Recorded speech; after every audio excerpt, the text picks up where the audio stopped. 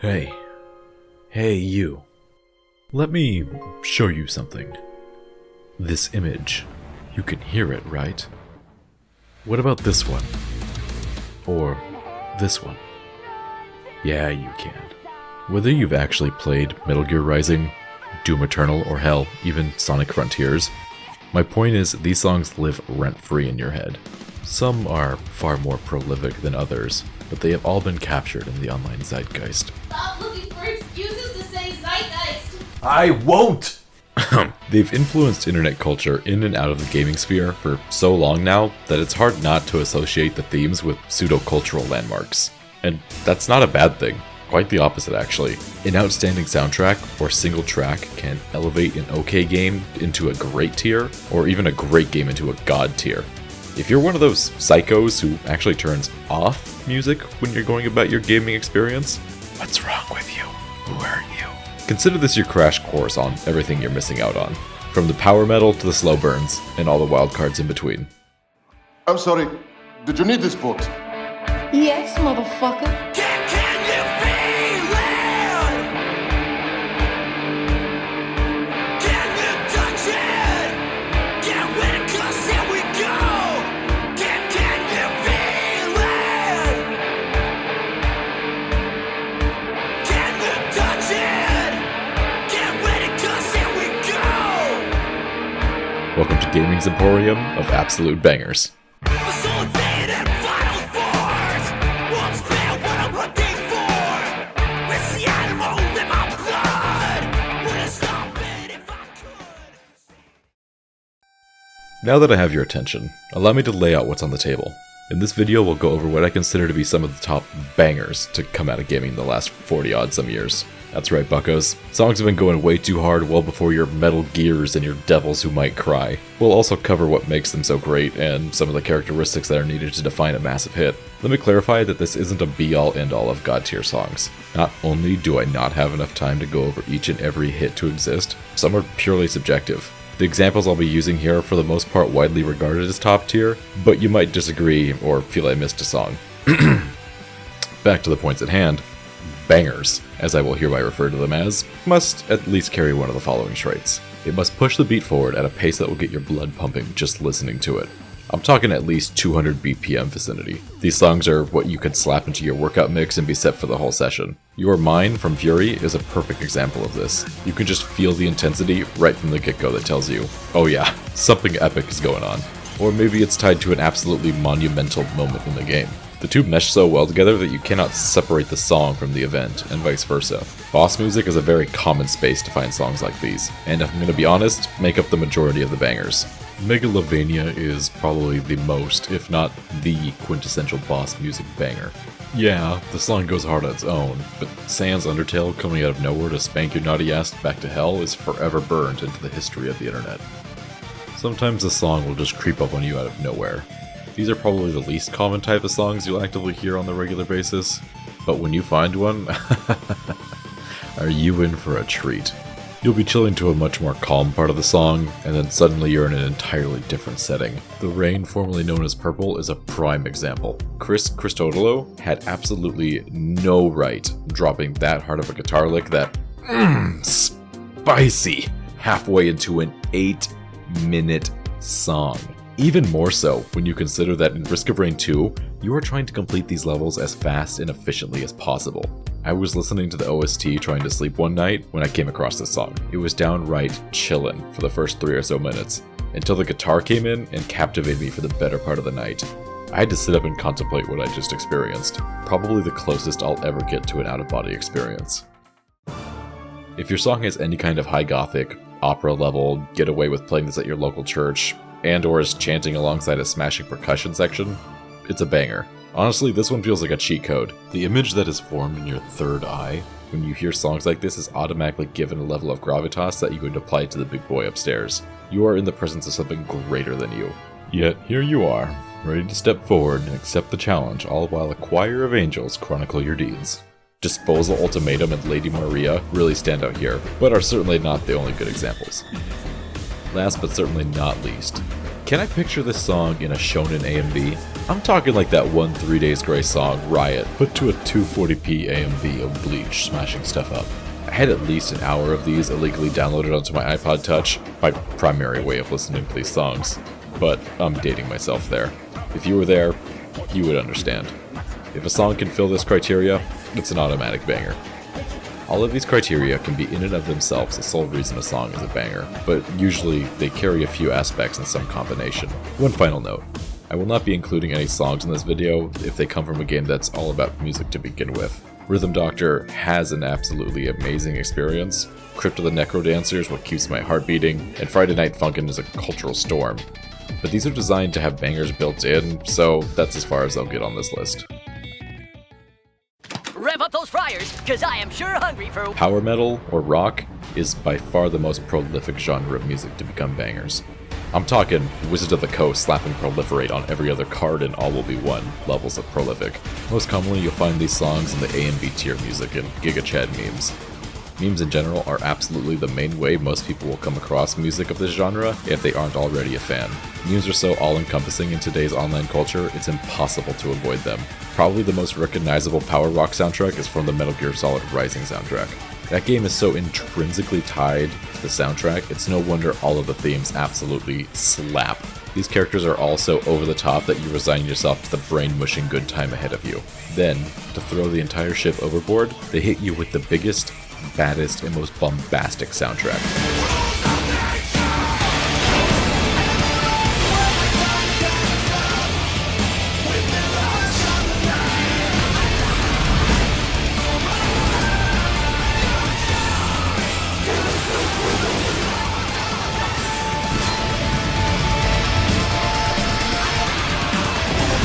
Absolutely checking the box of 2007 AMV requirements.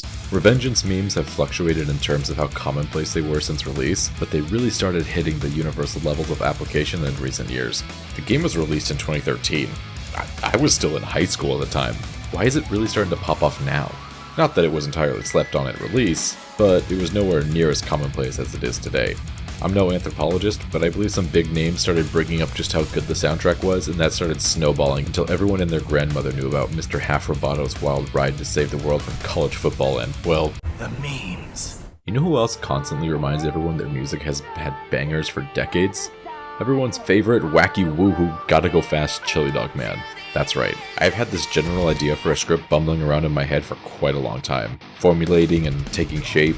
But when I heard Undefeatable from Sonic Frontiers, and motherfucking Kellen Quinn leading the vocals, I really didn't see that coming. the lead singers of Sleeping with Sirens, coming to sing for a game about a blue hedgehog whose main antagonist is nicknamed after a poultry product, now that's some cosmic crossing of wires right there.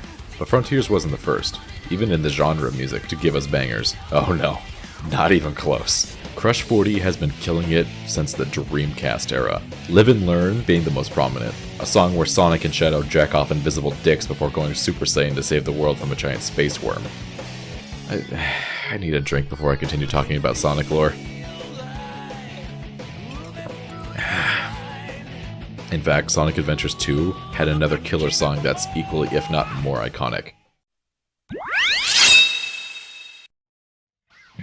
Escape from the City. This level and song are the only reason you have good memories of Sonic Adventure 2. The game was an awful mess of high and lows, lows being the most of the gameplay, the highs being unparalleled set pieces set to, oh, would you look at that, bangers. I'm going to take a minute here to speak specifically about Guilty Gear's extensive repertoire. Everyone, give yourself an irrational dream-inducing fever, and pull out your copy of Exerd before prostrating before the statue of our Lord and Savior, Daisuke. That is bullshit blazing to my heart. Guilty Gear's Babylonic tier of bangers is straight up awe-inspiring. The joke, "I'm so glad Daisuke gave us a game with our purchase of his album," is barely even registered as a joke when each song is given so much care, love, and attention. Tracks like Heavy Day, Find Your Way, Smell of the Game, Big Blast Sonic, just to name a few, hit you so hard you'll swear your hair is blowing back from the sheer experience. Now, not every banger is strictly rock and metal. Songs like Frisia, Lily, and The Town Inside Me are all equally bangers. In an interview with Daisuke, he talks about how fun is different for everyone. I feel the music he puts into each Guilty Gear entry really exemplifies that. While the majority of each song, specifically the character themes, are rock and roll, some of them spice up the album with different genres. Something different for everyone. They all still keep a hearty soul at their core. It's time to stop! Each song is not just a catchy tune to get stuck in your head while you beat your opponent with marine wildlife. Each tells a vivid story of the heart. Happy Chaos's theme starts with a light-hearted jaunt down the road, speaking to his utter careless and uncaring nature towards everything. But as the song goes on, it reveals that he simply finds beauty in the uncertainty and the unknown. He knows he's not the first, and certainly won't be the last to think this way. Zato 1's theme, Let Me Carve Your Way, is a beautiful battle of the bands. It speaks from the perspective of someone who has lost everything about who they are over a long journey, and has since come out with something unique. They are not defined by their past, instead choosing to define themselves only by who they are in the moment. Zato 1 is Zato 1. Or, is that really what's going on? Deep down, he secretly yearns for some semblance of his past, because it was his, and will always be his. Heart and soul is a defining feature of Daisuke's bangers. Power rock and metal songs provide a surge of adrenaline for pretty much their entire runtime. However, if everything is exciting, nothing is exciting by comparison. To remedy this, these songs are typically flush with rise and drops. You know, the part of the song that raises the tension by getting really quiet before blasting what is most likely their chorus or most catchy part of the song. Do you know how to amplify these drops even further? Adaptive music. Hands down one of the best inventions ever thought up by man. If you want to make sure that an amazing scene of eye candy you just laid out for the player always hits home, adaptive music. Do you want to slam extra emphasis into the visceral action? Adaptive music. Do you want to lose 20 pounds, get a 6-figure job, and find the love of your life? Adaptive music. Well, probably not, but you get my point. Guilty Gear games are masters of this technique. Another set of games that thrive on adaptive music are the Doom 2016 reboot and Eternal. Filled to the brim with cold, hard, BPM pushing metal as you rip and tear through the forces of hell. Mick Gordon poured his heart and soul into these pieces. They are so, and I'm not being hyperbolic here, certifiably top-tier songs that they are one of the legitimate reasons to even play the game. Id Software goes so far as to market that fact as well, if only they could stop being a shitty company with even shittier practices. Before moving on to the next segment, I just want to give a few more highlights to some individually great pieces that fall into this category.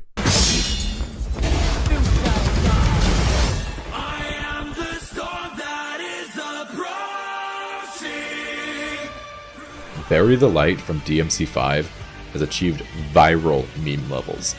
Honestly, the whole soundtrack is a bop, and I wish I could give it a longer segment.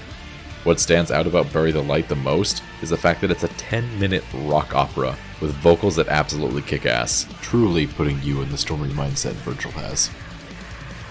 Chippin' In is part of the Cyberpunk 2077 soundtrack that caught my ears immediately when I heard it prior to release. There is 2 versions, but personally I'm a bigger fan of the pre-release version. Operation Pyrite from Arknights is, in my opinion, one of the greatest songs to bang your head to. A game that's all about popping down cute waifus with rock cancer to play out a hyper-violent recreation of Bloons tower defense. Arknights is one of my favorite aesthetics in general, so having music that goes just as hard as their fashion is chef's kiss. Necromancer by Piercing Laser and Castle Crashers is forever seared into my mind from all the way back in 2008. God damn do I love this song. It's so frantic, and it perfectly sells the horde you have to cleave through while playing. The composer actually still works on music as part of their living. Go give them a listen and maybe toss a few bucks their way.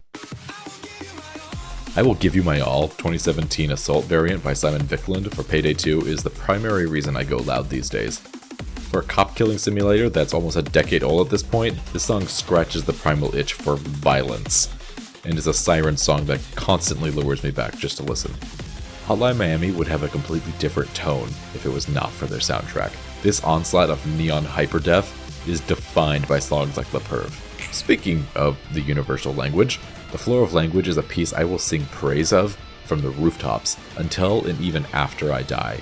It does everything I want from a heavy metal piece. As the combat ramps up, so does the piece. Bringing in a hearty chanting choir only gets me that much closer to sexual release.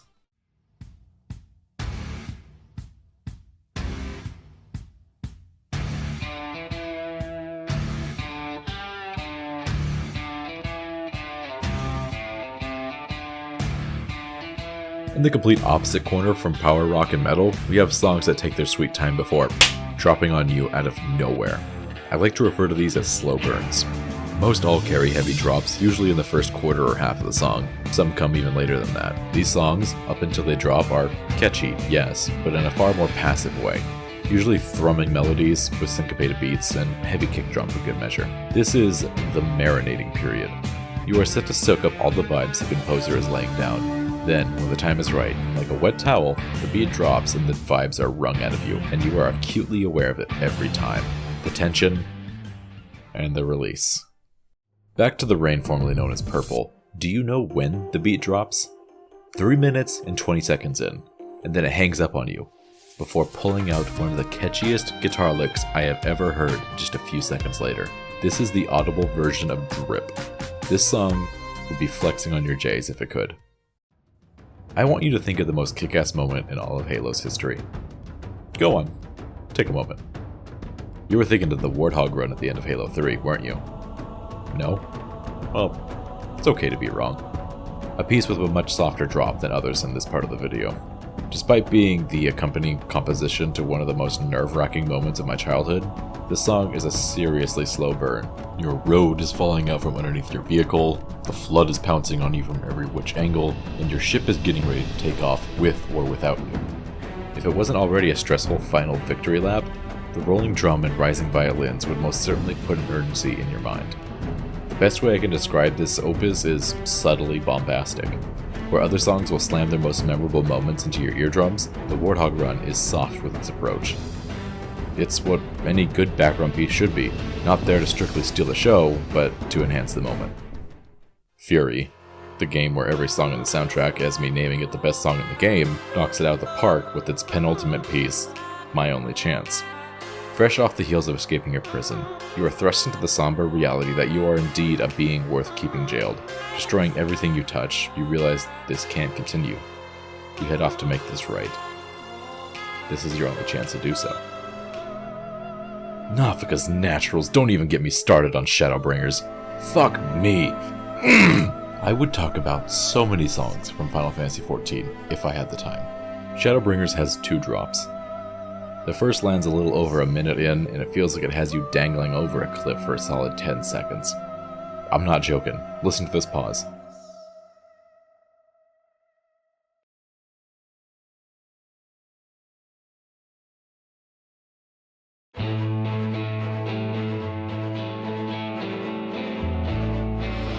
The second drop hits right about 3:18. Huh, I wonder if there's something special about 3:20 in music. I listened to this song so many times on repeat, and still do. This song is all over the place, with its opera-tier vocals at the beginning performed by Amanda Atchen, the cruising guitar riffs, the haunting chants, savory violin solo, and tied up nicely with Jason Miller's resounding performance. Truly awe-inspiring.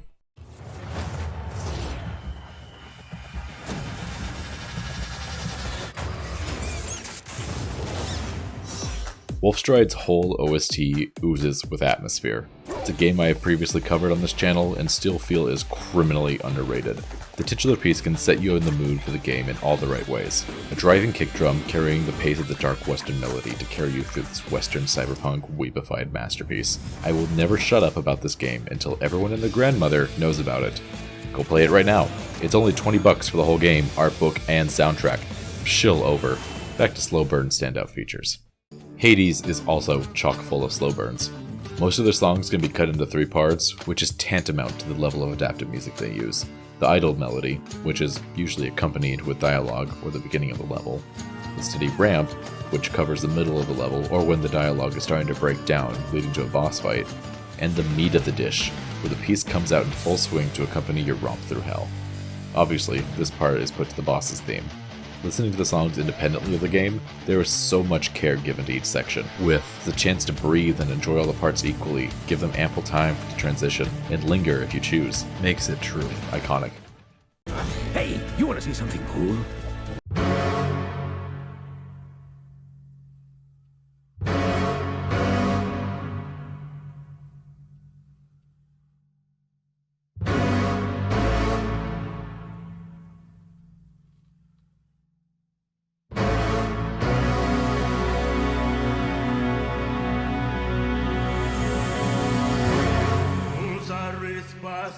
Large, booming, gothic choirs or opera pieces are not explicitly part of slow burns.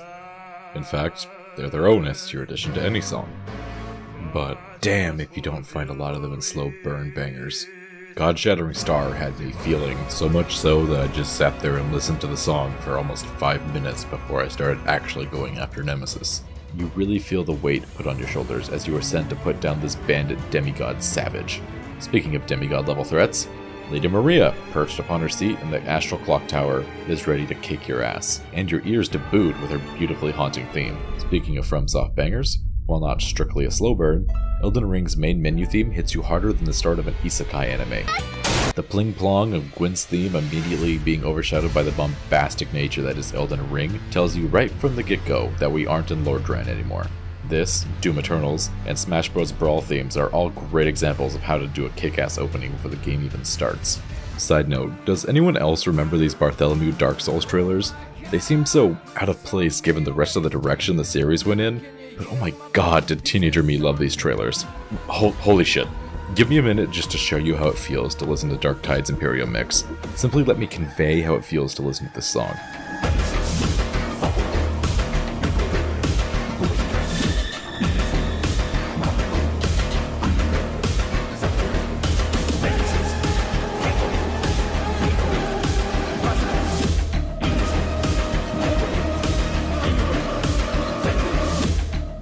Listen to that, and tell me you're not ready to purge the witch, the heretic, and the Xeno. Oh, hold on. You're a heretic! It would be a criminal offense not to speak about one of gaming's most iconic masterpieces, One Winged Angel. But I'm behind on my crime quota, so I won't. Wolfenstein's right trigger warning probably could have sat in the power lock section, but I'd be doing a massive disservice that would not lend credence to the absolutely kick-ass bass-blasted drop that stipulates how bad-ass this song is. The screech of guitar strings, reminiscent of air raid sirens, leave you feeling like you're coming out of shell shock before a double-barreled kick drum slaps you awake alongside its appropriate power chords. God bless you, Mick Gordon. Hey, remember Sonic? I am so sorry. Yeah, he's at it again. He is inevitable. Sonic has been killing it on the 2D platformers as well. Just listen to this part of Chemical Plant Zone.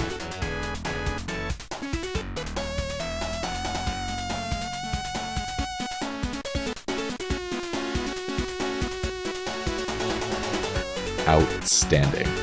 And they don't stop with the stylish tunes there. This is nice, but I like this.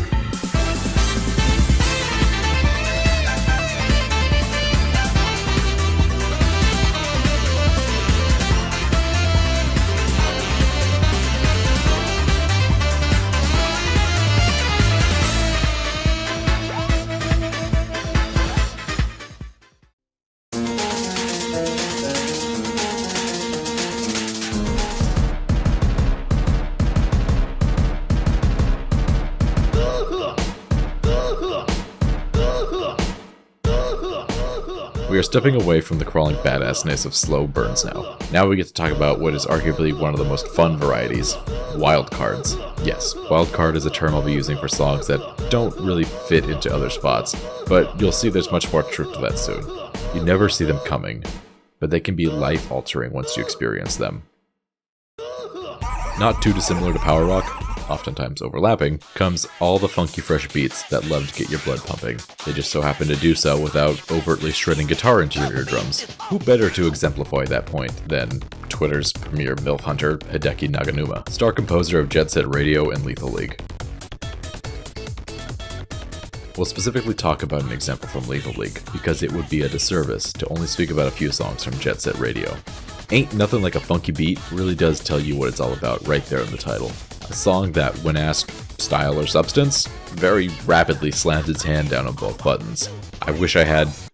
Ain't nothing like a funky beat. No, I wish there were words that could better describe this song than the title already does. Oozing with style, this song grabs you by the ears and pulls in the distilled essence of funk. Syncopation, strong downbeats followed with a 16-note groove, 7th chord variants, and beats driven by bass guitar, or, in this case, very thick synthesizer rhythm sections. As evident in the previous example, one of a wildcard's strengths is its ability to catch you completely off guard, demanding your attention right here and now.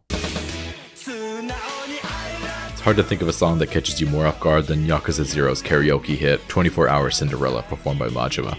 A lot of the shock factor comes from someone as tragic as Majima putting on a boy band's performance all while dancing around on the stage in roller skates. Sure, presentation is a big part of the experience here, but what isn't? Take away the music and you honestly just have Majima being Majima. The fact that such a bubbly, upbeat homage to 80s Japanese boy bands can worm its way into Yakuza solidified it as a key experience in the series and the fandom. On the opposite side of the spectrum, we have Off's own Pepper Steak. While others are dispositioned to taking Swing's upbeat nature and applying it the light air and attitude of the piece, Off takes another path. The game is already heaps upon heaps of creepy. Its imagery of something from a GBA-era creepypasta and dark underlying tones already set a hell of an atmosphere. But you are following the batter, and he is here to purify. And purify he shall until it is done. Pepper Steak tells you something is wrong from the get-go. Something is broken, but catchy. Hauntingly beautiful, like a siren's call or a music box's dancer with a stutter. There is something charming about the discordant notes, distorted saxophones, a laughing clarinet, and eerie, incessant chimes of a clock tower.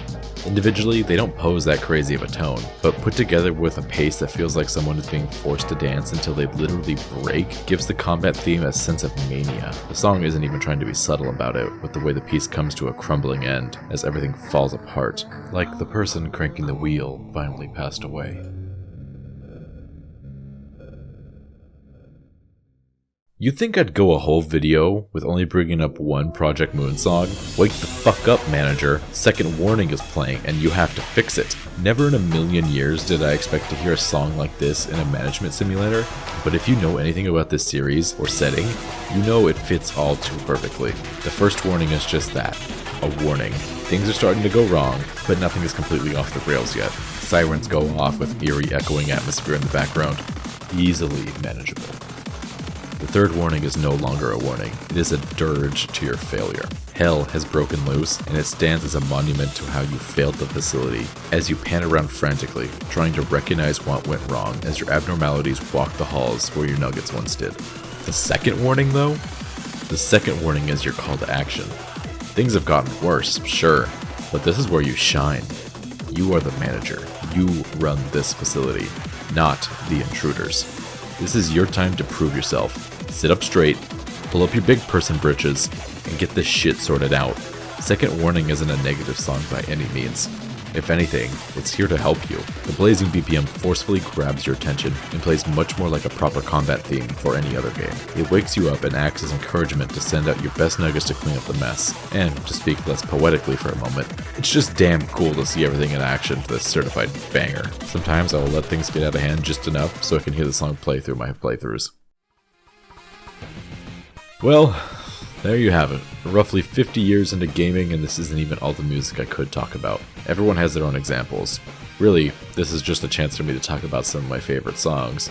A bit of music theory, and to a greater extent, songs that have grown bigger than the games they came from. It's genuinely heartwarming to go through and finally catalog all these songs that have a defining place in my memories. Again, this is not all of them. Hell, it's not even all the songs I wanted to put in this video, but alas, every song must come to an end, and so too must this video. Hey there, post-production leads talking here. I meant to have this video out before 1,000 subs, but that didn't happen. Things got in the way. I could blame Adobe for not updating and working on my PC properly. I could blame a lot of different things here, but I do want to thank you all. It means the world to me that you all are subscribing for the content, and I hope that you all stick around to see what else there is like this. I mean, I know this is quite the departure from what I've done in the past. This is the longest video I have done by a long shot, and it took a lot of time. It took basically about a week editing about 6-7 hours a day. I think I'll try to do something more along the lines of like sub 20-minute content in the future. But every few months I might try and pump out a longer video, something more complex like this. The hardest part of this video was definitely just trying to wrangle up all the footage. Let me know what you think. I mean, I have some video ideas I have brewing up in my mind right now, but let me know what you like to see. I mean, do you like the shorter content, maybe around 15 minutes, or do you like these longer videos where this was almost about half an hour? Or do you want to see something even longer? I mean, Those hour-long, 2-hour, 7-hour videos I see sometimes covering subjects, God, I can't even imagine the amount of work that goes into those, but they definitely captivate my attention. Again, just wanted to say thank you for 1,000 subs. You all rock. I hope you all have a wonderful time. I'm just going to trail off the ending here with a list of more games with songs I absolutely adore. Octopath, Helltaker, Battle Block Theater, TF2, Ender Lilies, Maple Story, Necro Barista, Pit People, The Yogg, My Friend Pedro, Skullgirls, Dungeon Fighter.